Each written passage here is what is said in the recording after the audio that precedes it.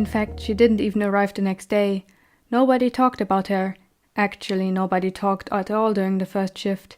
He did his job, cleaned up, and went back into his room. An hour later, someone knocked at the door. Dew was lying in his bed, his limbs stretched out into every direction, while the sun was finally shining through some of the clouds scattered across the sky again. He groaned, but rolled to the side to finally get up and open to whoever was standing outside. Maybe it was Josephine or Sue or Tiana who wanted to get revenge, but it was someone else.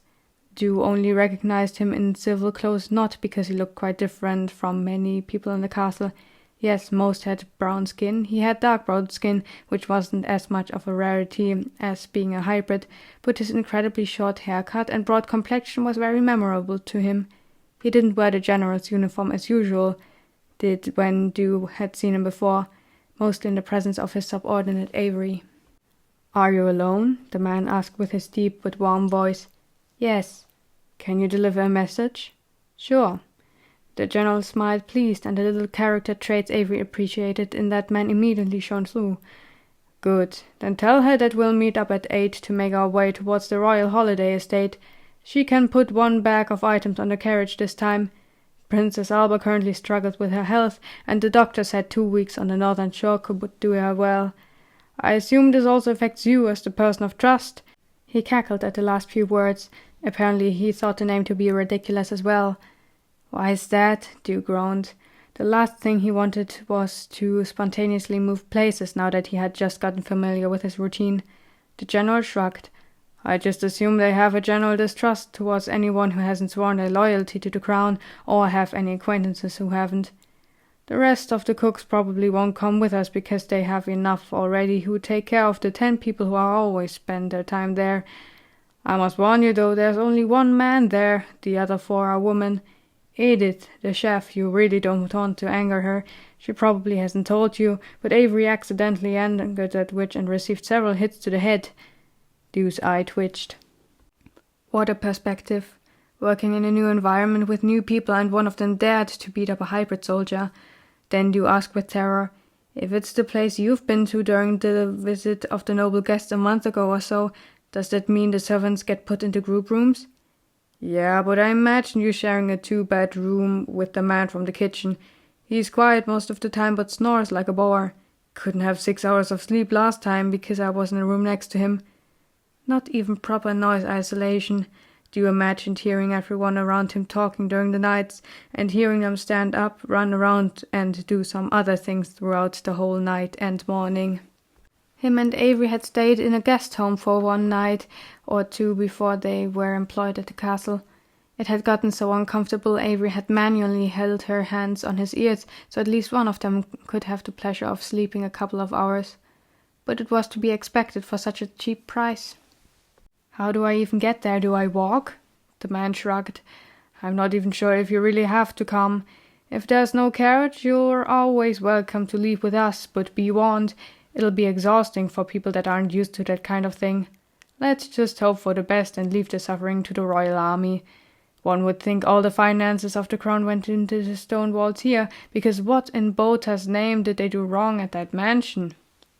Then he left. Apparently Frederick had been informed as well, and by the time Dew had gone back to start his second shift he received the same information once again. And yes, he had to walk. He would have to either start with another bit slower group at 4 in the morning to arrive punctually, or go with the group mostly consisting of knights.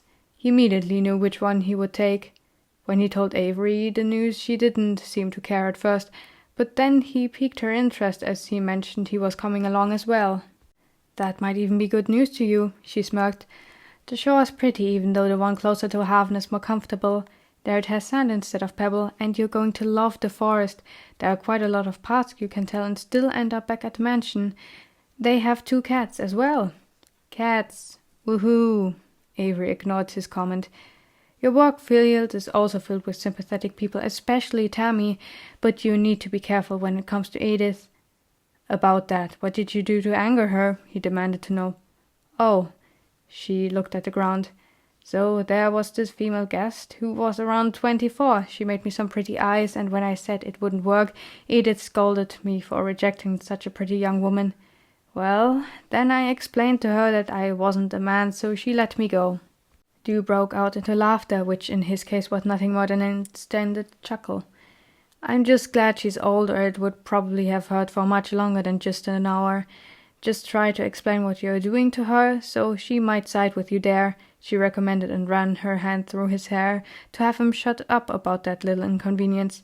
Successfully, because his heart skipped a beat again. Then he recollected himself and caught Avery before she could leave him again. One more thing, she crossed her arms, replying. I have duty from 3 to 6, what is it? Dew considered how to word it, but he simply asked, Are you okay? She frowned. Why wouldn't I be? Stress is low, I'm entertained with Sue, and Tiana is unarmed. Startled for a moment, he recounted, Because of yesterday. I don't know if that was actually undoubtedly fine with you. Her gaze spoke of confusion. Was there something important? Did I miss something? Yesterday, the garden and the rain, your offer. I can't tell if you're joking or not, he stammered, the hybrid's face still as empty as before. We did, you know.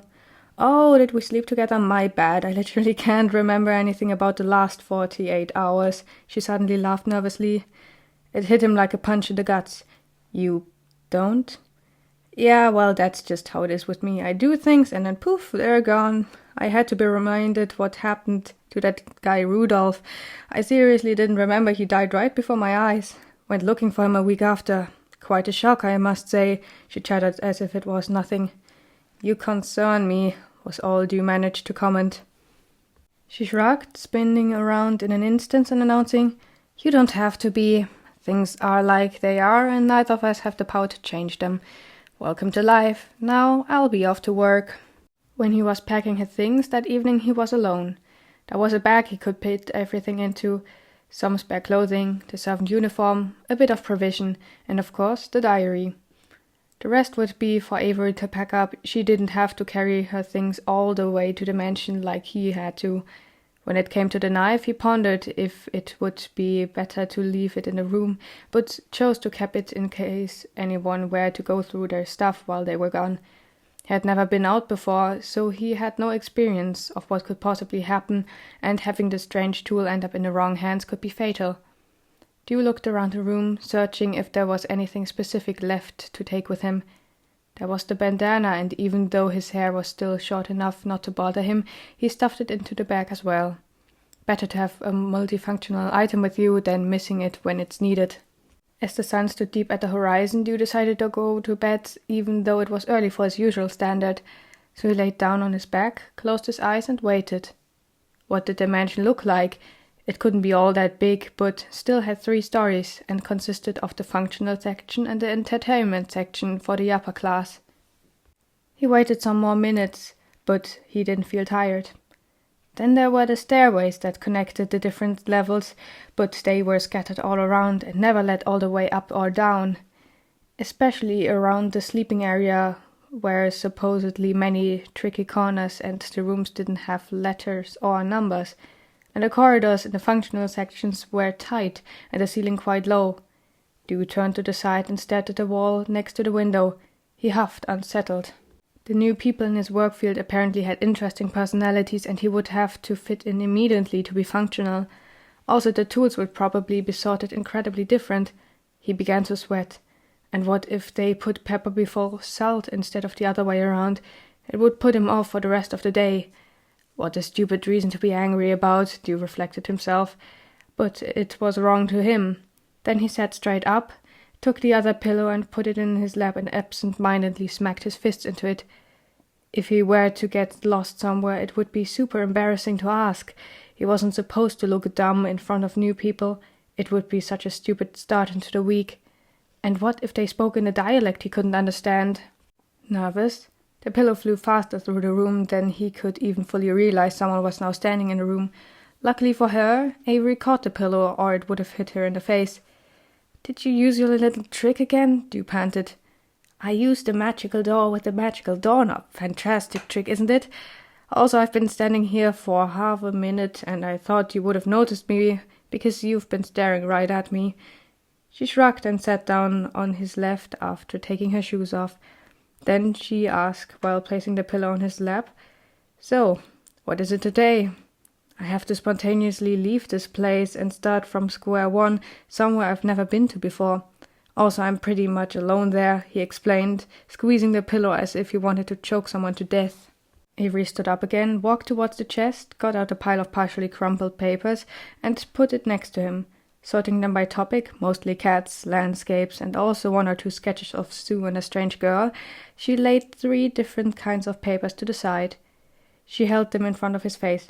"Layouts. That's basically how the building looks. And there's the kitchen, but for the secondary storage you have to go outside, but I'm sure someone will show you around. Here." The now neatly folded papers were handed to him. He stared at them with big eyes. These were now his life insurance. Not looking away, he let himself fall onto her shoulder. "In case you do find yourself lost even with the map, you can still ask anyone. There's always at least one person nearby, and they mostly don't refuse to give an answer. Now, can I have my pillow back, please?" Dew grabbed the pillow and moved his hand up mechanically, accidentally smashing it into her face. The morning was mild, so Dew immediately assumed that during noon the sun would beam down on a rage. Still, he didn't regret his decision for the travel. It was partially uncomfortable standing right behind so many men in light armor with a claymore or a normal sword dangling from their belts. Avery and he arrived just at the last moment before they began marching through the gate, and Sue hit them with a dissatisfied stare. "I thought you overslept." "Almost," Avery said, as if it was the same for the two of them, but she was the only one who didn't wake up, so Dew had emptied his cup of water into her face. Very effective, but now she was a wet cat. The older woman looked towards Dew while marching on. "And you're coming too? You know that this will be a long walk, and none of us would voluntarily carry you for hours." Dew lifted an eyebrow. She shrugged. "If you do need a relief, though, I can take your luggage." "Very kind of you, but I think that won't be needed." He rejected the offer while trying to sound as thankful as possible. Still, it was as if he was complaining about the amount of doubt from that woman, which was exactly the case. The pace was strict, so they moved quickly. The general was riding a horse for some reason, even though he was in the same physical condition as anyone else, the only difference being his social standing. Dew noticed 2 or 3 people who weren't knights, but looked like regular people like him. Maybe they would need to be picked up at some point. They spent most of the time in silence. Sue unnecessarily explained that any kind of talk could disrupt the rhythm of breathing, which would drain energy much faster. And then she continued to name more than 5 examples from within the unit who had fallen victim to it. The 3 of them, Avery, Sue, and him, were all the way at the back, so only the people right before them could listen into the one-sided conversation, to which the reaction was either laughter or embarrassed complaints by the affected. At the first short break, after just an hour of walking, the surprisingly talkative woman was the most exhausted knight, so the man before them threw her a self-satisfied look, as if to say, "You're not much better yourself." In return, she hit him with the "keep it to yourself or your lungs will be inverted when you wake up tomorrow" stare, which was enough to have him turn back to his other company and not speak a word of her. Dew still felt lost in the group, and the general joining them to mainly talk to Sue didn't help all that much. It was mostly about the condition her brother was in, followed by a challenge from her side to arm wrestle when hanging out in the nights during the next 2 weeks. Avery rolled her eyes. Suddenly Sue turned towards Dew and asked straightforwardly, "And you two are married now?" His face went pale and he hastily responded, "Unofficially." "No, officially," Avery corrected him monotonously, while he stared at her in disbelief. "We don't even have an official citizenship. How?" "We're in the inhabitant list of the castle. I asked the secretary of the family affairs, and he got it wrapped up quickly." The general laughed. "Good old Stanley, always so stressed, but we'll never have to worry about illegal children, eh?" As nobody joined in with the laughter, he shrank back and said, "Please, continue." "Does it not need a signature of both people involved?" Dew then requested to know. "It's not specifically hard to fake, for starters." "When did you even do all this?" Sue held back laughter. Perhaps Dew was the one looking like a wet cat or a dead fish now. "About 2 weeks ago," she admitted. "You are kidding me. Does this count as a crime? Can you arrest her?" He successfully made the others laugh, and it was on purpose for once. Maybe the time outside the schedule wouldn't be all that bad. It was evening when he first noticed the change of air. His legs were like sacks of flour, but there was still enough energy in him to keep going for at least another hour. "We're about 20 minutes away now," Avery announced conveniently and quickly described every turn they would have to take until they were there. The path was broad and clustered with round, square rocks. Dew observed the tall spiky grass growing left and right between the few trees. On his right there must be a huge opening because the trees suddenly stopped, existing back there. He could feel a strong wind messing with his hair and blowing into his ear. The smell of it was strangely familiar and foreign at the same time. So salty. A few steps further, Avery shook him by the shoulder and pointed to his right, and he followed her finger. The ground was tilted downwards, and for the first time he could see what was in the spot where he had guessed there to be a clearing. 15 meters or so in the distance he could make out a huge dark grey platform before the cloudy sky stretched as far as the eye could reach. A wow escaped his lips. How did they straighten out so much land to such a degree? Avery laughed. "That's the sea, fishy. It's just water, but just so much that you couldn't even imagine it," she explained to him while he was turning a little red from embarrassment. "It smells salty. Do fish live in there?" "Many," Sue informed him. "They must taste great if they're already seasoned already, right?" "I've never tried raw fish before, so I don't know," Sue admitted. "But do test it out, if you can. And tell me, for scientific reasons." From the outside the mansion appeared rather underwhelming. It was a large building in length, but not in depth. The outside was a dirty white without ornaments or interesting elements, but the left side, the holiday side, had large arched windows, some with balconies attached, while the right side had small square windows. The place before it was plastered with the same stone as the path, and the whole estate had been separated from the rest of the forest with a thin brick wall and a gate with iron bars. It could keep larger animals outside, but sure not squirrels or rats, or determined people. On the inside Dew begged there to be no rats in the kitchen, but then he remembered there were 2 cats, who, if they had any use at all, would keep the pest under control. The entrance where he had to go was very far on the right, and directly after stepping inside he could see the kitchen to the right. There was a young maid who immediately greeted all the newcomers and offered to lead them to their temporary quarters. The corridor was incredibly tight, like Avery had described. He could see this to his left, where one led along the wall with small windows, while on the other side several doors and other paths could be seen. But the group went directly upstairs, which was just 1 meter straight forward from where they entered. Those were just broad enough for one person to walk after the other, and every step was made of old wood, so it creaked and cracked upon impact. The second floor was just like the first one, only that there were no more windows, but more doors and paths, through which the only bit of light came through. Walking to the left and turning left again was the last staircase. The air inside the building smelled like it had been sitting there for a while. Maybe the windows didn't work well, or just the organization of everyone in the building was way off. The third floor was, once again, like the second floor, but the ceiling had the hint of an oblique through the pointed roof. The maid began sorting everyone in one by one, and because Sue and Avery were the last nights to receive their housing location, Dew could exactly see where they went. Avery waved to symbolize that they would meet up later.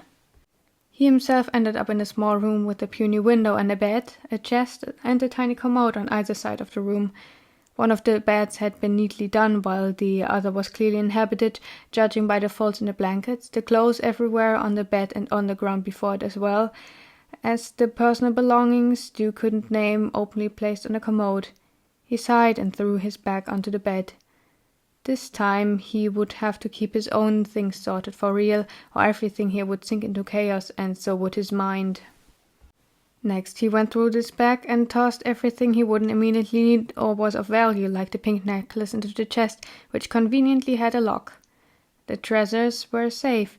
Whether the same could be said about himself was a different matter. He heard a knocking at the door, and before he could do anything the young maid entered. "I'm sorry for the interruption, sir, but there won't be much time for you to settle in before dinner. Let me explain your duties for the day, and do not hold back from asking any questions at any time," she softly explained before beginning to flood him with various information. Edith was a 63-year-old woman of average height, if she wasn't bent over, and a thin complexion. She glanced at her colleagues by looking over the top edge of her frameless glasses. Her grey, straight hair was bound into a thick and messy knot on top of her head. What surprised you about her was her light skin color and the heavy accent. He just assumed she was originally from Haven. It wasn't too far away after all. Somehow he was still capable of understanding her when she immediately lectured him. "Don't think you'll be spoiled here as well. Here we work and we work hard." He bluntly replied, "Do I look like I'm privileged?" Dee was immediately sent to work, which was fine to him. Time to meet the others could be spared for later, or never. There was a high chance for him to never see any of them again after this short visit, and why bother to make contacts? The old woman wasn't lying when she boasted about her work group. There was no casual talk, and whenever someone was done, they were immediately ordered to another place to help out instead of sitting around and staring holes through the ceiling. He liked that. Also, the setup was similar enough to what he knew, so finding tools, seasonings, and other items was easy enough to get used to. They had to prepare 25 meals for normal people and 2 for the king and his daughter, which was easier than he would have expected, since there was no need for serving it appealingly. As long as it was edible, it was good. There was a special room where dinner would normally take place, but the king didn't want to risk infection, so the royals had their food be brought to their separate rooms. Knocking at the princess's door, a different maid opened up, took the plate and went back inside, where Dew could hear the coughing of the young girl. Apparently her condition really wasn't all that good, the noises being wet and close to choking. When it came to the other door, he knocked and let the little wagon stand in front of it unsupervised, while he casually walked away in a pace in which he could still be seen when the king would open up and find his grub unattended. Afterwards Dew could finally eat something for himself. The others had finished the dishes from the preparations already. The rest would be up to him to do after everyone had finished their meal. So he sat down in the kitchen alone, eating the bowl of nutritious whatever, and watched as the pile of dirty plates and cutlery grew. It was tiring, but at least that would ensure him sleeping through the night, and after a day's walk already there would be no doubt the constant talking and cracking of the steps on the loud wood would have little effect on him. When he went to bed it was already so dark he couldn't see Avery that day. His new roommate was already lying in his bed, snoring away like a pig with a cold. Dew pressed the thin pillow over his head to block out at least a little bit of the noise, but dozed off quickly enough not to ponder if stuffing a shirt down someone's throat was worth it.